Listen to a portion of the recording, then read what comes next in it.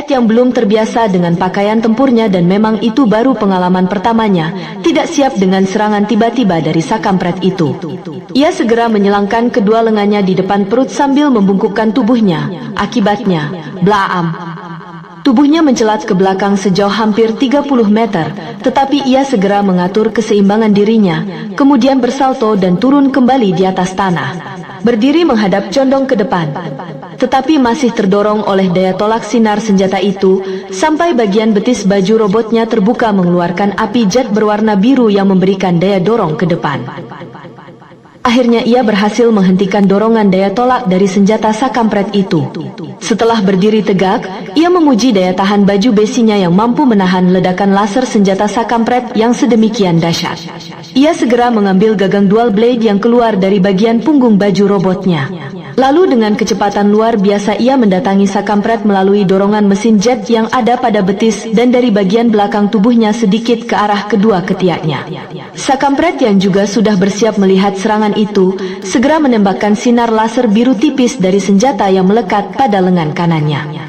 Keduanya bergerak dengan kecepatan yang sangat tinggi, baik laser yang ditembakkan oleh sakampret dan tubuh Ed yang datang dari arah depan.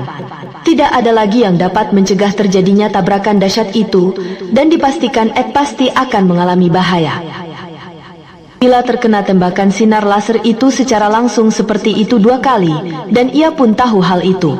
Oleh sebab itu, sebelum tabrakan dirinya dan sinar laser itu terjadi, ia melompat bersalto 1 kali ke arah samping kanan dan kemudian meliuk cepat di bawah sinar laser itu ke arah kiri dan kembali meliuk ke arah kanan. Lalu setelah cukup dekat, ia berbalik sehingga tubuhnya sejajar dengan sinar laser itu dan bersalto sekali ke arah kanan menancapkan belati yang di tangan kanannya ke bahu sakampret. Blam. Senjata laser itu menghantam pagar kawat yang ada di tempat itu. Ia segera menangkis serangan Ed dengan lengan kanannya yang terpasang senjata laser yang aneh itu. Percikan api seketika terlihat dari gesekan kedua senjata yang membuat sakampret mundur setengah langkah dengan kaki kirinya. Lalu ia berjongkok berlutut dengan kaki kirinya dalam posisi itu dan kembali menembakkan senjata lasernya ke arah atas menuju dada Ed. Ed langsung melompat menghindari serangan langsung yang diarahkan sakampret ke arah dadanya dan hendak bersalto, namun tidak dapat dilakukannya dalam keadaan seperti itu, sehingga sinar laser itu mengenai bagian kakinya sebelah kanan sehingga ia terpental berputar ke arah sakampret yang sama sekali di luar dugaan sakampret. Dalam kondisi itu, Ed berusaha mengimbangi daya lontar sinar laser itu dan mengeluarkan gerakan burung bangau turun rendah menancapkan belati di tangan kanannya ke leher sakampret. Namun luput, karena kembali ditangkis oleh sakampret menggunakan lengan kanannya yang memiliki senjata laser itu, yang membuat Ed memutar tubuhnya yang masih di udara ke sebelah kanan dan mendarat dengan menekuk tulang keringnya ke aspal. Lalu menaikkan dorongan dari mesin jet di bagian betisnya untuk menambah kecepatannya dan menyerang bagian perut sakampret dengan kedua gagang belatinya yang membuat sakampret terdorong ke belakang sampai beberapa meter tanpa dapat berbuat apa-apa. Sesaat sakampret akan jatuh ke laut, Ed segera mengangkatnya dan membuangnya ke atas ke arah kapal yang bersandar di tempat itu. Saat sakampret akan jatuh, terhempas kerah bajunya yang bagian belakang seperti disambar orang seperti sebelumnya, dan ternyata itu adalah Guile yang sedari tadi sudah berada di dalam kapal itu. Ed yang melempar sakampret ke dalam kapal itu segera melompat menyusulnya masuk ke dalam kapal besar itu. Namun ia segera terkejut saat melihat Guile ternyata sudah berada di dalam kapal besar itu. "Guile," katanya, "Comando, jangan panggil Guile," katanya. "Bagaimana kau ada di kapal ini?" tanya Ed tetap menggunakan nama Guile. Ia heran mengapa Guile yang ingin dipanggil Comando bisa berada tepat di tempat itu. Guile atau Comando segera melemparkan sakampret ke atas lantai kapal itu. Buk, suara itu keras sekali. Sepertinya Guile atau Comando tidak peduli dengan hal itu. Guile atau Comando berjalan ke arah sakampret yang masih diikuti oleh tatapan mata heran dari Ed. Ia segera menduduki perutnya sakampret. Sesampainya di dekat sakampret, ia mengeluarkan cerutu yang ada di kantong celana kargo sebelah kanannya dan kemudiannya menyulutnya dengan api mancis yang diambilnya dari sakunya di sebelah kiri. Tampak Ed membiarkan saja keadaan itu, ia masih menunggu keterangan dari Guile saat itu. Orang ini mengimplankan chip ke otaknya untuk menjadi cyborg, kata Guile atau Comando setelah menghembuskan asap rokoknya.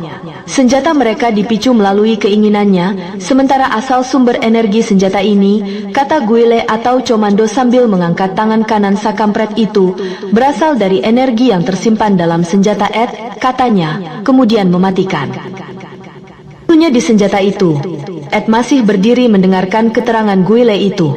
Ed memberitahukan kepadaku sewaktu pertemuan terakhir kami dan memberiku satu chip untuk baju besi cyborgku bagian dari energi dari senjata Ed untuk mendeteksi keinginan dari sakampret. Hah?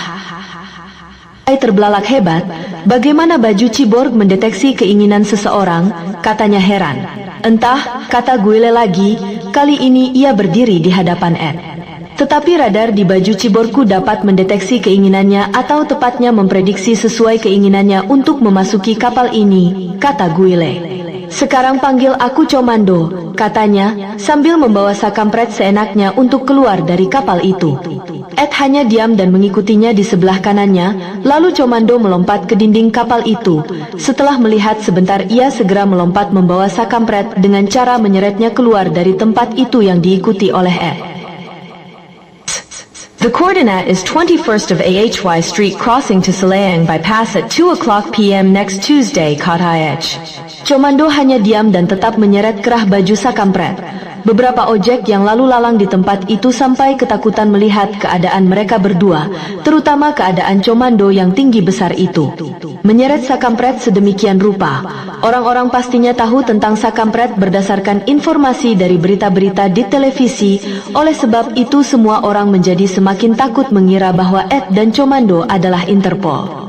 Comando membawa sakampret ke daerah kecamatan 600 Medan Marelan untuk bersembunyi di belakang sebuah rumah warga dan membayar pemiliknya dengan gepokan uang dolar. Mengingat bahwa sakampret masih merupakan buronan Polda Sumut. You are so kind, kata Ed. Duduk di atas sebuah kayu gelondongan yang tidak begitu besar. Sambil memakan daging goreng yang disediakan pemilik rumah ITU kepada mereka. What? Kata Comando singkat. Ia duduk di sebelah Ed di belakang sebuah api unggun di atas satu kayu gelondongan yang seukuran yang diduduki Ed. Kayu yang mereka duduki itu adalah satu pohon akasia yang sudah cukup tua yang baru saja ditebang oleh pemilik rumah itu. Dan potongan daging itu dari daging kambing yang baru disembelih pemilik rumah itu karena uang dolar gepokan yang diberikan Comando kepadanya. Pemilik rumah itu sudah cukup tua. Namun istrinya masih cukup cantik walau sudah mulai agak tua. Melihat anak perempuan tunggal mereka yang sangat cantik seperti Shahla. $10,000 for this hotel, kata Ed. Comando dime. Ia mengambil satu potongan kecil lagi dari daging kambing goreng itu dan memakannya.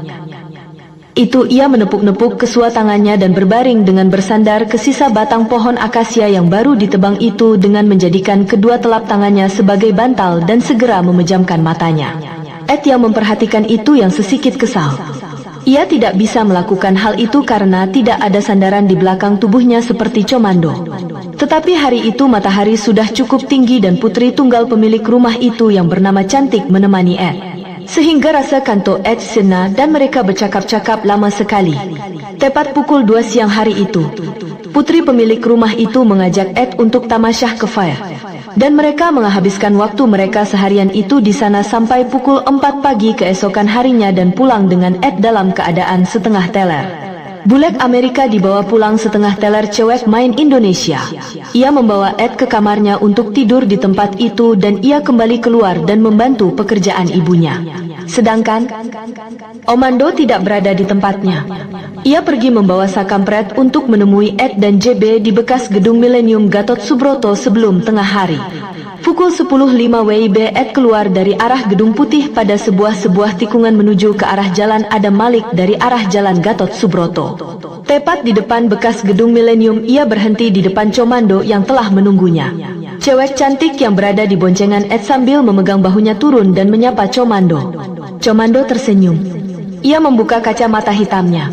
Sepeda motornya masih terparkir di depan bekas gedung itu. Wanita cantik itu bersalaman dengan Comando. Kemudian berkata, "Say I love you to JB. Reni Wilhere," kata cewek cantik yang mirip dengan Alessandra The Warning itu. Comando tersenyum. Oke, Rina KTA Commando. Dan melihat ke arah Ed. Lalu sebuah sedan sport datang dan berhenti tepat di depan mereka. Kaca sebelah kiri mobil sport itu terbuka dan wajah seorang wanita yang kecantikannya tidak kalah dengan Rena melambaikan tangan kirinya kepada Comando yang disambut lambaian tangan kanan Comando. Setelah Rena memasuki mobil itu, sedan sport itu pun segera berlalu dari tempat itu setelah Reni yang mengemudikan mobil itu mengecup kiss bye kepada Comando menuju ke arah pusat kota. Comando mengambil handphonenya dan menghubungi seseorang. Dan itu adalah JB. Halo, kata JB mengangkat telepone genggamnya di penginapan tempat ia beristirahat di Jalan Sisingamangaraja. Kami ada pertemuan dengan rekan di depan bekas Gesung Millennium Gatot Subroto. Kata Comando. Aku akan segera pulang, kata JB. Hey, kata Comando. Rena said that she always loves you, kata Comando dalam bahasa Inggris. JB dime. Ia tidak ingin memastikan, tetapi mengingat posisi Comando saat menghubunginya. JB yakin siapa orang yang maksudkan Komando. Kami akan bertemu cewek cantik yang kau kenal setara Rena. Kau harus ikut, kata Comando. JB tidak langsung menanggapi. Ia hanya diam sejenak. Baik, aku akan ke sana, kata JB akhirnya. Sebelum pukul 11 siang itu JB tiba di tempat Comando dan Ed sudah menunggu. Dan Comando membawa JB dan Ed kembali ke tempat Ed menunggu mereka. Untuk bertemu dengan Kue Cheng dan tim Roni tua setelah memperkenalkan Ed kepada JB. Dari tempat itu mereka berempat meluncur ke lokasi pertemuan yang telah ditentukan oleh Ed. Dengan membawa sakampret di bagian belakang mobil Ed. Dengan keadaan Ed yang telah sadar dari mabuknya. Mampusnya sakampret, Jalan Setiabudi Medan senantiasa ramai. Siang itu aktivitas tidak ada yang terlalu berbeda dengan hari-hari biasanya. Namun kali ini tempat itu adalah tempat pertemuan antara manusia Cyborg dan tim Kue Cheng Chess. Tepat pukul 1:26, terlihat Comando dan Ed yang membawa sakampret di jok belakang mobil hitamnya tiba di tempat pertemuan. Bersama mereka JB ikut serta dalam rombongan untuk menemui Kue Cheng Chess. Tetapi Ed tidak bersama mereka. Setelah menunggu tidak terlalu lama di pinggiran Jalan Setiabudi. Tepatnya sekitar 5 menit tim Kue Cheng tiba di tempat pertemuan diantar oleh Roni tua. Dalam rombongan itu tampak Profesor Hilman keluar pertama kali dari bagian tengah mobil yang dikendarai oleh Roni tua. Namun belum sempat ia menghampiri kedua manusia Cyborg itu. Profesor Hilman sudah mendapat isyarat dari Comando untuk bergerak dari tempat itu. Comando segera memutar sepeda motor Harley-nya yang berwarna hitam. Ia tampak gagah dengan penampilannya yang dibalut rompi jaket berwarna coklat tersebut. Sementara Ed dengan gaya pakaian yang hampir sama mengikuti Comando bergerak dari tempat itu yang diikuti oleh JB kemudian tim Roni tua bersama Kue Cheng Chess. Sesampainya di perempatan jalan, Comando mengambil jalan ke arah kanan yang diikuti oleh kesemua rombongan hingga sampai di salah satu pom bensin terdekat ia mengisi bahan bakar sepeda motornya yang garam. JB dan semua rombongan lainnya hanya menunggu di sekitar depan pom bensin itu sampai Comando selesai mengisi penuh bahan bakar sepeda motornya. Setelah selesai ia segera membawa rombongan memutar kembali melalui jalur yang berbeda menuju arah kembali. Tidak berapa lama kemudian tampak ia menepi dan menghentikan sepeda motornya di depan tempat daharan yang sangat representatif di sekitaran wilayah tersebut. Ed segera menepikan mobilnya dan langsung keluar dari mobil. Ia berjalan mengikuti Comando membiarkan kaca mobil bagian belakang terbuka sedikit untuk memberi udara kepada sakampret yang dalam keadaan terikat dan mulutnya yang tertutup lakban. Satu ruangan yang cukup untuk 10 orang dengan pendingin ruangan, kata Comando saat pelayan tempat daharan seafood dan ayam geprek itu menghampirinya. Pelayan itu adalah seorang laki-laki yang maai sangat muda, mengenakan seragam khas tempat daharan sejenis dengan warna merah agak tua. Ia terbungkuk-bungkuk, terlihat kengerian di wajahnya ketika melihat tamu yang datang. Tetapi ia masih menyempatkan diri melirik ke arah Ed yang memang sangat cantik dengan rambut blonjenya yang dibiarkannya terurai. Setelah membawa Comando dan Ed masuk ke dalam ruangan VIP. Ereka, ia pun segera menunggu reaksi Comando dan Ed yang masih tampak berdiri memperhatikan keadaan ruangan tempat daharan itu.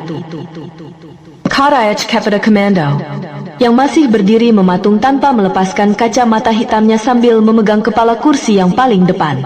Kami masih menunggu 6 orang lagi, kata Edge kepada pelayan itu. Pelayan itu segera melihat ke arah Ed dengan wajah yang berubah seperti serigala yang kelaparan melihat kecantikan Ed. Tetapi itu hanya sesaat. Hanya dengan melihatnya saja ia menjadi begitu mengkeret. Style Ed memang luar biasa. Ditambah lagi dengan keberadaan Comando di tempat itu. Tentu saja pelayan itu semakin mengkeret. Pelayan itu langsung keluar, membiarkan Ed dan Comando berada di dalam ruang VIP mereka. Ed segera mengambil tempat duduk tepat di sebelah kiri Comando, di mana saat baru saja ia meletakkan tubuhnya di kursi itu pelayan tadi membuka pintu untuk JB masuk. Pelayan itu begitu tidak menyenangkan dan sangat menahan gusar ketika mempersilahkan JB masuk. Lalu satu pelayan perempuan mempersiapkan meja jamuan itu untuk mereka yang lewat dari depan pelayan laki-laki itu. Sebenarnya hal ini dapat dimaklumi karena pelayan itu adalah orang yang sama yang pernah di Baam kan JB sebelumnya, di daerah yang tidak begitu jauh dari tempat tinggal kediaman orang tua JB. Dan semua orang tahu bahwa JB tetaplah JB yang terkenal itu. Ia adalah orang yang paling agung di sisi Allah Tuhan semesta alam. Kedudukannya di sisi Allah itu di atas Nabi Muhammad, bahkan masih di atas abahnya Nabi Muhammad, yakni Nabi Ibrahim dengan tingkatan 1 atau 2 tingkat di atasnya. Oleh sebab itu, pastilah JB tahu siapa orang itu, tetapi ia mengabaikannya. Masih ada urusan yang lebih penting daripada mengurusi hal yang orang lain yang menjadi pengurusnya. Agni, Isa Al-Masih putra Maryam yang akan membunuhnya. Yah, memang pelayan tempat daharan itu adalah Dajjal adanya. Orang yang sama dengan kucrot-hucrot yang dibawa oleh Alessandra dengan kuda terbang robotnya dari mobil Ed. Naaman, Allah berkuasa merubah-rubah bentuk Dajjal itu sekahendak Allah dalam pandangan siapapun. Itu bukan sihir, tetapi berubah-ubah wujud dengan niata, seperti tongkat Musa yang berubah menjadi ular yang sebenarnya bukan seperti tipuan ahli sihir Firaun atau sihir. Setelah melewati tempat Ed, JB terus berjalan memasuki ruangan VIP itu dan sampai pada bagian ujung. JB memutar mengambil tempat duduk di sebelah bagian ujung lainnya dari meja pertemuan itu. Tampak Comando membuka kacamata hitamnya dan demikian juga Ed, namun Comando masih tampak berdiri saja di tempatnya. Tidak berapa lama kemudian pintu kembali terbuka. Kali ini rombongan Roni tua dan Kue Cheng Ches yang memasuki ruangan tersebut. Dihului oleh Roni tua yang mengambil tempat tepat di sebelah Ed. Lalu Kue Cheng duduk berselang satu kursi dengan JB dan istrinya Bidadari mengambil tempat duduk di sebelah Kue Cheng. Di depan Ed, sementara Profesor Hilman duduk di bagian salah satu ujung yang berhadapan dengan Comando. Dan Lady Cyborg DC Yang Sempat Menegar H mengambil tempat duduk tepat di depan JB. Setelah semua orang mengambil tempat duduknya masing-masing, barulah Ed memanggil pelayan tadi yang masih berdiri di depan pintu. Pelayan itu datang menghampiri Ed dengan sikap yang kurang ajar, tak punya etika atau malu. Tetapi ketika ia menatap Comando yang tak bergeming sedikit pun, ia jadinya terbungkuk-bungkuk. Sebenarnya dengan geram ia ingin melihat ke arah JB, tetapi JB tidak peduli. Ia tetap santai saja seperti tidak pernah ada kejadian sama. H Sedra berkata kepada pelayan itu, Tuk dan arak terbaik serta sajian menu khusus kebangan tempat dahar ini, yang enak kata H. Laki-laki pelayan itu berkata dengan tidak sopan bahwa mereka tidak menyuguhkan tuak dan arak. Maaf Bu, katanya, kami tidak punya tuak atau arak, katanya terbungkuk-bungkuk tanpa sopan santun. Wajah itu ingin sekiranya Ed langsung membaamkannya, tetapi ia hanya melihat heran ke arah pelayan itu dan kemudian memalingkan wajahnya kepada Comando. Telahari seperti itu olah H, Komando Sedra berkata, di Brastajai swalayan ada anggur putih dan di daerah selayang terdapat banyak orang jual tuk katanya. Dan daharan istimewa, itu yang terpenting, kata Comando menutup perkataannya. Pelayan itu melihat ke arah Comando. Dan walaupun takut, ia enggan memenuhi perintah Comando tersebut. Lihat itu Roni tua segera berkata, kau lihat orang yang di dalam mobil nona manis ini, kata Roni tua menyelamatkan wajah Ed yang sempat dipanggil Buk oleh pelayan itu. Dia terikat dan mulutnya dilakban, kata Ed menambahi omongan Roni tua. Kemudian kata Roni tua, dia adalah sakampret yang masuk berita itu, dan selama 2 hari ini ia kami tangkap dan tidak dapat berbuat apa-apa. Apa kau tidak pernah melihat orang besar yang masuk berita saat polisi mengepung sakampret itu? Orang itu adalah temannya orang itu, kata Roni tua tersenyum menunjuk ke arah Comando. Pelayan itu segera membungkuk dan keluar dari ruangan itu. Setelah pelayan itu keluar, Comando mengeluarkan 2 botol bir dari dalam bungkusan yang dibawanya. Ia lalu memberikan kepada Ed dan bidadari masing-masing 1 botol untuk dibagi kepada semua mereka yang ada di ruangan itu. Ed dan bidadari kompak langsung menuang bir itu ke gelas. Dapat di hadapan mereka sampai seperempat isi gelas mereka yang berwarna bening dan kecil. Sepertinya ketika melihat kedatangan Comando dan Ed dan mengetahui mereka memesan tempat VIP untuk 10 orang, pemilik tempat daharan itu sudah tahu bahwa tamunya membawa semacam minuman dari bawaan Comando, yang kemungkinan akan meminta tempat minum yang akan berbeda dari tempat minum biasanya. Oleh sebab itu, ia segera memesankan kepada pelayanannya untuk memberikan gelas tambahan kepada mereka selain gelas tempat air putih. Namun ia tidak menyangka bahwa tamunya kali itu meminta pesanan minuman dari luar tempat daharannya. Oleh sebab itu ia segera menyuruh salah seorang pelayan wanita yang ada di tempat itu untuk menghubungi ojek online guna membeli minuman pesanan tamunya. Setelah semua orang menuangkan bir itu ke gelas mereka, semuanya segera meminumnya sampai habis, termasuk Comando. Terdengar Roni tua menghusap bibirnya dengan punggung lengannya setelah meminum bir itu. Bir ini terlalu sedikit, kata Comando, tetapi aku rasa cukup untuk minuman pembuka saat ini sambil menunggu pesanan yang lain datang sebagai penutup pertemuan. Katanya, setelah ia selesai berkata, 2 orang pelayan wanita segera memasuki ruangan itu membawa hidangan istimewa khas tempat daharan itu. Di situ terdapat 4 udang galas super, 4 ekor lobster ukuran jumbo, 2 ekor ayam panggang manis, 1 ekor utuh bebek panggang manis, dan 2 ekor ayah geprek dan hidangan-hidangan lainnya serta beberapa sayuran dan tumis-tumisan serta 2 ekor ikan gurami bakar ukuran jumbo. Termasuk sate kambing 4 porsi memenuhi meja mereka. Ayo silahkan, selagi masih hangat, kata Comando mempersilahkan. JB segera mengambil udang lobster spesial itu. Setelah mengucapkan Bismillahirrohmanirrohim, semua menikmati hidangan istimewa khas tempat daharan itu. Daharan Komando sempat berkata, "Ini memang bukan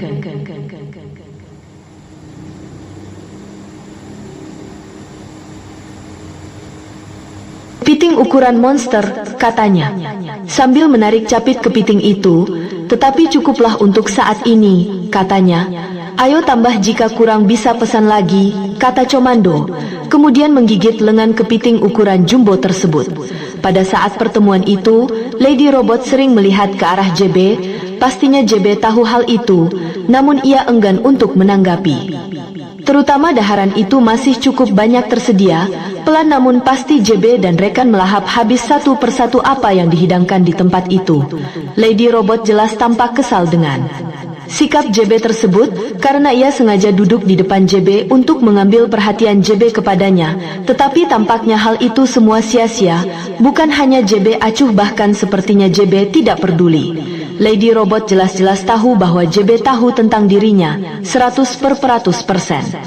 Bukankah JB adalah JB yang terkenal itu, yang kesaksiannya saja di atas segalanya, paling agung di sisi Allah Tuhan seluruh alam. Tetapi ia tampak tenang saja, seolah-olah hal itu adalah hal yang biasa terjadi kapan saja. Deasi, Lady Robot pastinya kesal dengan sikap JB itu, namun itu bukan sikap yang dibuat-buat. Tetapi jika harus melabrak JB di tempat itu, ia juga tidak mungkin melakukannya, mengingat harga dirinya sebagai Lady Robot. Akhirnya dalam kesalnya, Lady Robot kembali hanya memakan daharan itu sambil terus menatap ke arah JB. Setelah selesai, kedua orang pelayan wanita tadi datang untuk membereskan meja tersebut atas perintah Ed. "Sakampret akan menjadi urusan kalian." Akhirnya Comando buka suara pertama kali setelah semua daharan yang ada di meja itu dibereskan oleh 2 pelayan wanita tadi. "Kami tidak ada urusan dengan Sakampret itu," kata Profesor Hilman dari seberang Comando. Sepertinya sikap ramah selagi.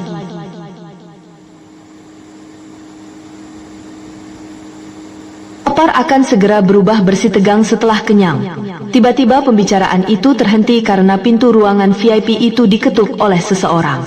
"Masuk," kata Ed, yang langsung terbuka dan terlihatlah seorang laki-laki gemuk membawa beberapa bungkusan dan meletakkannya di dekat Ed. "Hardy," kata JB. Laki-laki itu melihat ke arah JB. "Yah Bob, kau rupanya, kata laki-laki yang sempat dipanggil JB dengan nama Hardy itu. Ternyata itu adalah sahabat semasa SMU JB, 240,000, kata Hardy kepada Ed. Ed segera mengeluarkan handphonenya dan membayar barang bawaan Hardy menggunakan kris yang ada di handphonenya. Setelah selesai, Hardy berkata kepada JB, "Ayo Bob, aku duluan," kata Hardy. "Tunggu dulu, gabung sebentar di sini," kata JB mensega. "Aku masih ada urusan lain." "Elak Hardy, urusan ini penting juga. Ada kau kan bisa jadi lebih mudah," kata JB lagi. "Tak apa-apalah Bob," kata Hardy. "Di sini kan sudah banyak orang, ada 8 orang, elak." Hardy lagi beralasan dan langsung pergi keluar dari ruangan VIP itu. Tetapi JB segera berdiri dan setelah permisi ia keluar dari ruangan itu untuk menemui Hardy sahabatnya. "Mereka berbincang di sala pada meja yang terdekat di tempat di hadapan itu di luar ruangan VIP. Bagaimanapun urusan si kampret ini bukanlah termasuk tugas utama JB. Keadilan sudah tegak dan JB hanyalah orang yang berbuat adil tingkat 3. Jika kurang merasa adil masih ada keadilan tingkat 2 dan para begal tersalah, Dajjal dan Sakampret bahkan iblis dapat mengajukan banding jika tidak terima keputusan keadilan JB. Bahwa Dajjal di neraka jahim, jahanam yang pijarannya. Seperti yang terkuning sebagai penjahat iblis sejati, hilau bagaimana kau katakan sudah wafat, kata JB. "Dia memang sudah wafat," jawab Hardy. "Foto profil Facebooknya masih bergonta-ganti," kata JB meyakinkan. "Itu istrinya," kata Hardy. "Tapi sepertinya bukan, itu dia yang post. Dan lagi kronologinya tidak pas dengan yang engkau sebutkan beberapa waktu lalu," ungkap JB lagi. Hardy tahu persis watak JB yang penuh keadilan, bahkan di antara Rasul, JB lah yang paling adil. "Kau saja sudah wafat, masih jalan-jalan ke tempat ini, makan di tempat ini. Tempat ini kan tempat kalian makan terakhir sewaktu Pak Dadang datang ke Medan dengan Putri dan Irma. Apa kau ingat?" Kata Hardy, "JB terkejut. Bagaimana kau tahu?" tanya JB. "Entahlah Bob," kata Hardy. "Aku memang sudah wafat, dan semua juga. Dengan kematian yang sebenar-benarnya. Ini janji Allah dan janji Allah benar," kata JB. "Aku akan mengikuti hal itu. Aku masih khawatir jika ia ada tuntutan terhadapku. Kau tahu kan ia lawan judiku, biliar. Kami tidak pernah akur," kata JB melanjutkan. "Semua beres," kata Hardy. "Beres bagaimana maksudnya?" tanya JB. "Urusanku dengan Hilal beres," tanya JB lagi. Hardy hanya diam sambil mengiyakan. Ia mengangguk di depan JB. JB hanya diam sejenak. Setelah mengangguk kecil beberapa kali, JB berkata, "Oke lah," katanya, dan Hardy segera meninggalkan tempat itu. Setelah masuk kembali ke ruangan VIP tadi, JB mengetahui bahwa urusan sudah diputuskan, di mana Sakampret akan ikut bersama tim Kue Cheng dan Profesor Hilman ke Jakarta agar melepaskan mereka dari tuntutan dan kejaran polisi seperti selama 1 bulan lebih itu dari Ed. "Tapi kami mau tahu bagaimana kisah Kue Cheng bisa tiba di tempat ini," kata Ed ke JB. JB terkejut, ia tidak memahami situasinya, bahkan ia tidak pernah terlibat atau tahu menahu sebelumnya. Yang ia tahu dari berita selama ini dan dari Comando bahwa Kue Cheng adalah pesohor tingkat I saat ini di seantero negeri dan ia dengan istrinya Bidadari dan Profesor Hilman sedang diincar polisi dikarenakan ulah Sakampret dan rekan Sakampret. Sakula, sedangkan mengenai Comando dan Ed, JB hanya ditemui oleh mereka berdua atas pernyataan JB yang terkenal bahwa kiamat sudah terjadi. Di mana berarti ia sudah menjalani kehidupan dari kematian atau kewafatan yang ketiga atau bahkan yang keempat atau yang kelima. Yang mana Allah yang maha tahu yang lebih mengetahui perkara hal tersebut. Karena pernyataan JB yang terkenal itulah maka mengapa Ed dan Comando menemui JB untuk meminta keterangan darinya di sebuah tempat di bilangan Karo, Sumatera U.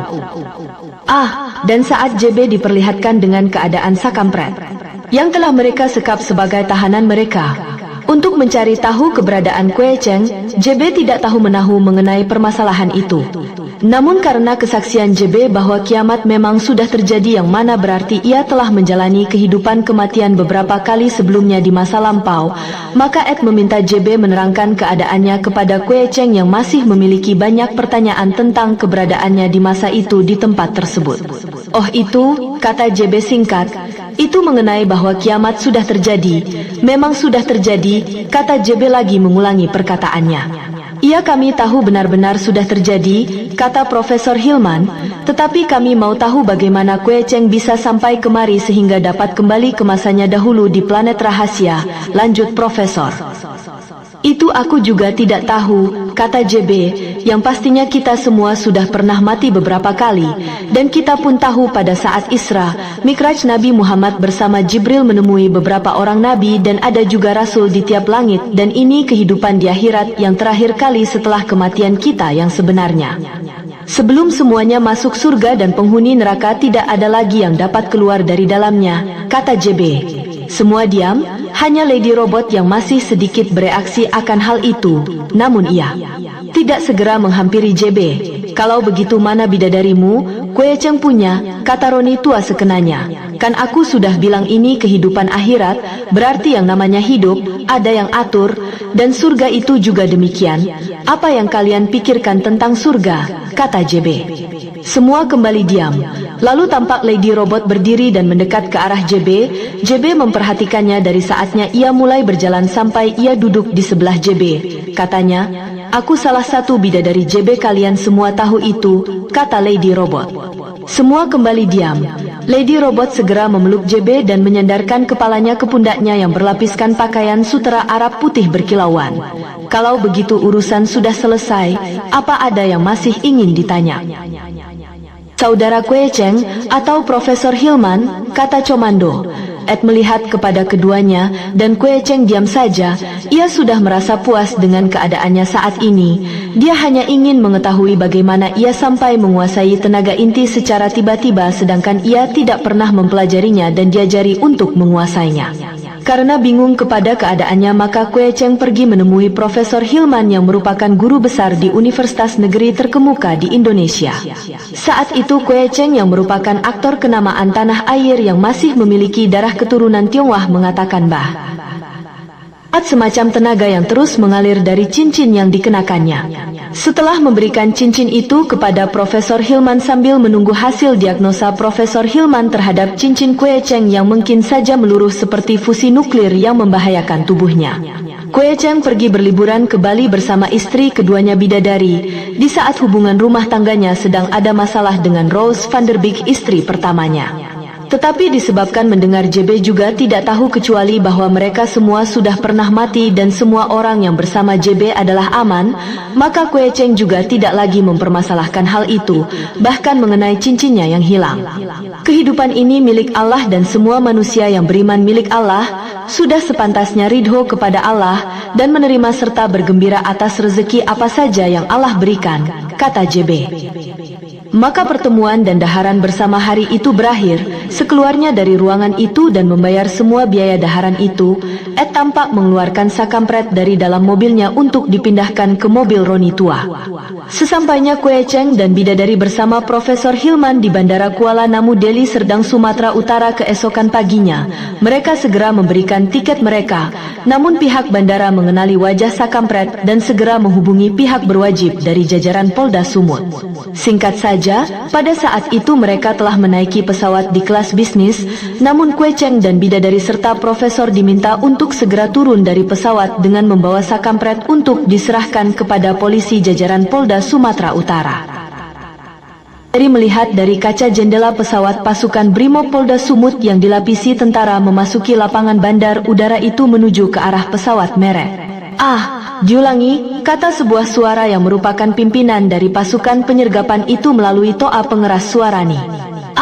Kepada seluruh penumpang, ini bukan simulasi dan latihan, untuk segera turun dari badan pesawat secara tertib dan teratur, diulangi.